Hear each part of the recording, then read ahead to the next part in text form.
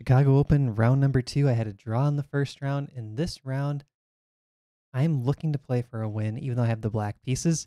And we're going to get a Stonewall Dutch. And I'm going to show you guys a few of the little intricacies in the Stonewall Dutch and things that I can learn from this game. But spoiler alert, the accuracy on this game was over 97 for both of us.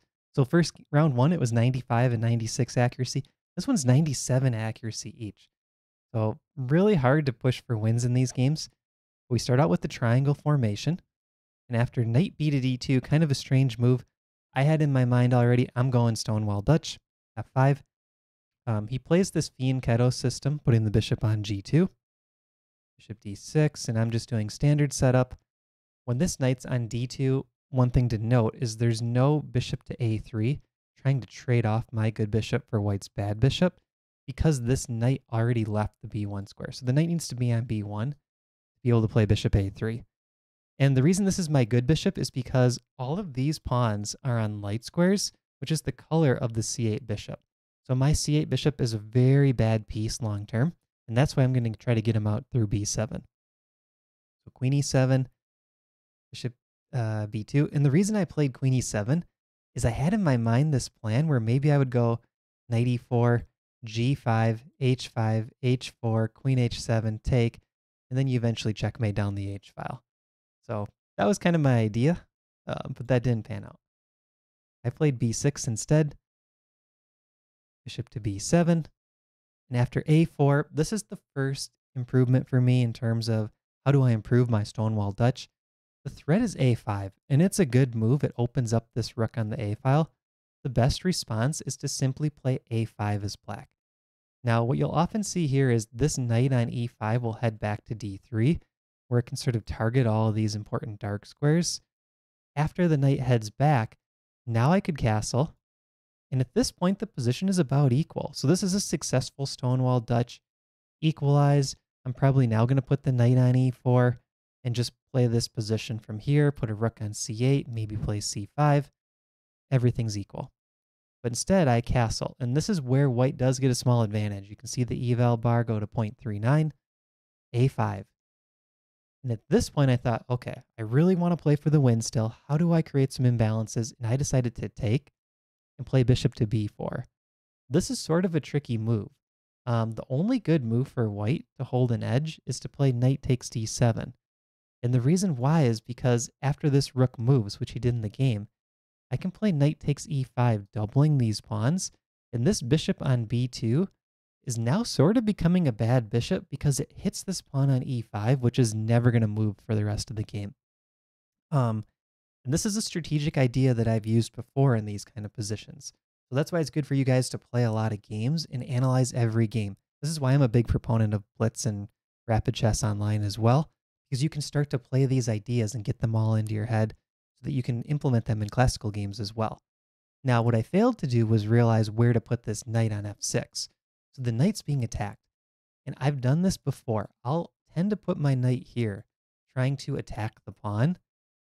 But white has an advantage here. It's stronger, actually, to put the knight on a more active square. And if white were to take the knight, I can now take back with either pawn.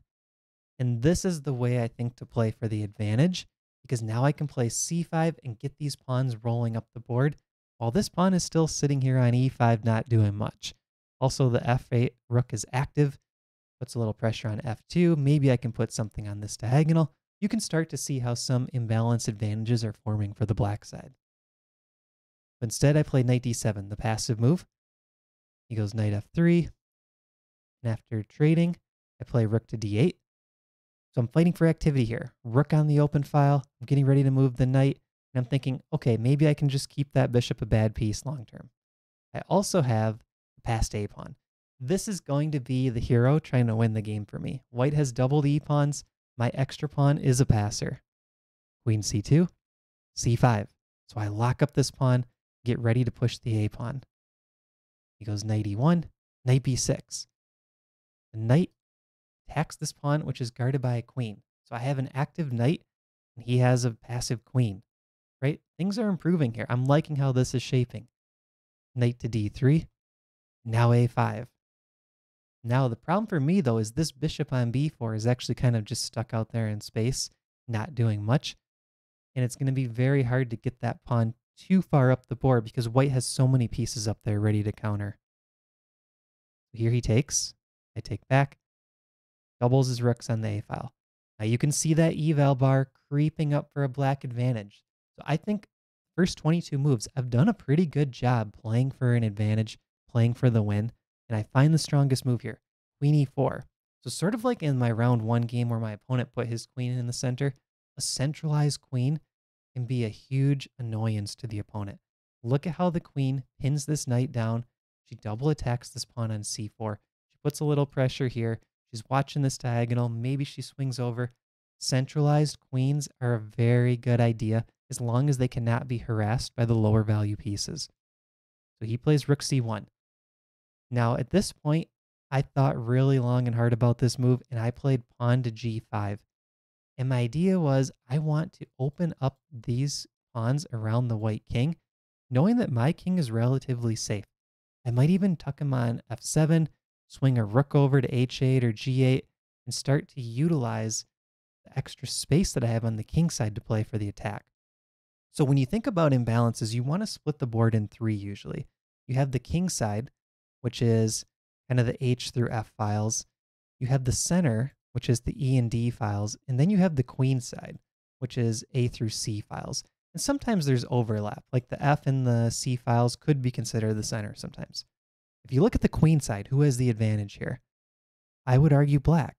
I do have this passed pawn, potential to play for an advantage. In the center, who has the advantage? I would argue maybe black. The queen centralized. White does have this extra pawn, which you could maybe argue white, so let's say equal in the center. Who has the king side advantage? This is where my big advantage is. I have all the space. All of white's pieces are tied up over here on the queen side. I can start to push a king side advantage. So after bishop to a3, I play knight d7, double attacking this pawn. I'm trying to keep the pressure on. He doubles on the a file.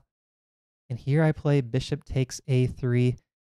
I had a tactical idea here, but the problem is this liquidates everything. What I should have done is played pawn to h6 and slow played this position a bit. I'm not in a hurry, and you're going to see why this h6 pawn is important, because the g pawn being loose created a tactical issue. Okay, so I took rook takes, I grab my extra pawn, and now he plays queen to c1, breaking this pin and threatening queen takes g5 check on the loose pawn. So I play pawn to h6. He takes, I take, and e3. The idea that I had here was if he goes for rook takes a5, I could take, rook takes, queen takes e2. And I have very good winning chances with rook d1 check threatened. He's got to put the rook back. I'm up a pawn. I think I'm cruising to a win here.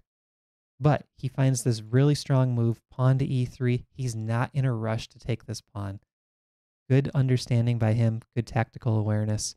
I play king f7. Now things start to swap off. I'm trying to play active with the queen, but really if I push too hard here, I may lose the game because white's king is becoming safer than mine. I have to think about not only the 7th rank, but also this diagonal for white's queen. Queen e2, queen c3, rook d1 check. Draw agreed. So 97 accuracy by both sides. My takeaways were very good accuracy. I thought I played pretty well pushing for the advantage, but I need to improve on those couple nuances in the Stonewall Dutch. I have to think about playing a5.